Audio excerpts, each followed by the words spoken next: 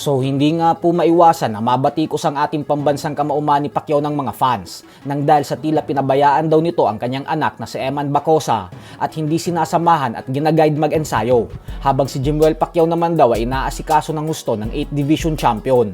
Kaya naman isa ngayon si Pacquiao sa sinisisi ng mga fans kung bakit umano natalo si Bacosa sa kauna-unahang title fight nito kontra kay Rodelin Perez, kung saan 3 beses bumagsak ang bagitong Pacquiao. Subalit para nga po sa mga hindi nakakaalam, ay nagsalita na ang asawa ng kambal ni Jinky Pacquiao na si Steve Humalon patungkol dyan dahil hindi na rin ito nakapagpigil, kaya dinipensahan niya na ang ating pambansang kamao.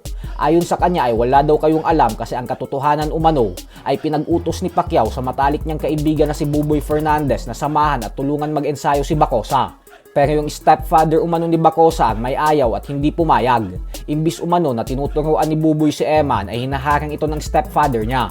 Pero inintindi na lang daw ito ni Pacquiao at nirespeto ang desisyon ng stepfather ni Bacosa. Kaya sila na yung dumistansya. Alam umano yan ang buong team Pacquiao at may mga magandang plano daw talaga sana si Pacquiao para kay Eman Bacosa.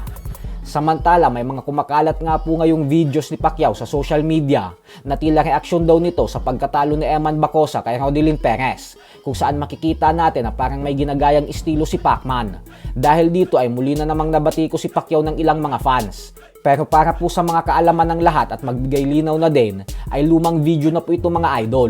Hindi po ito ang tunay na reaksyon ni Pacquiao sa laban ni Bacosa dahil ang video na ito ay lumabas noong laban ni Ryan Garcia kay Mario Barrios. Kaya biktima lang din si Pacman ng laganap na fake news ngayon sa social media. Sa kasalukuyan po ay wala pang reaksyon o nilalabas na pahayag ang ating pambansang kamao patungkol sa naging pagkatalo ni Bacosa kay Perez. Sa kabilang banda naman mga idol ay isang buwan na nga lamang po ay magaganap na ang inaabangang sagupaan sa bansang Australia sa pagitan ng dalawang former world champions na sina Errol Spence Jr. at Tim Tszyu, kung saan ito ang magsisilbing pagbabalik ni Spence makalipas ang 3 taon na hindi pagsampa sa ibabaw ng lona. Subalit buo nga po ang paniniwala ni Tim Tszyu na sisirain niya lalo ang kumpiyansa ni Spence at na walang magaganap na selebrasyon sa comeback fight nito dahil sinisigurado niya daw na hindi magtatagal ang kanilang bakbakan at bagkus ang pangako niya umano ay mas maikli pa ang kanilang magiging laban kumpara sa naging laban nito kay Terence Crawford.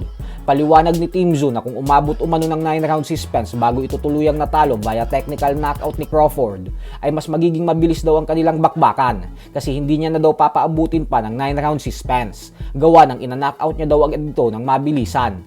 Samantala, wag din po nating kakalimutan na sa linggo na din magaganap ang bigating sagupaan sa pagitan ng dalawang undefeated fighters na sina Unified Junior Middleweight Champion Sander Sayas at former Welterweight Unified Champion Jeron Boots Ennis. Kaya abangan din po natin yan.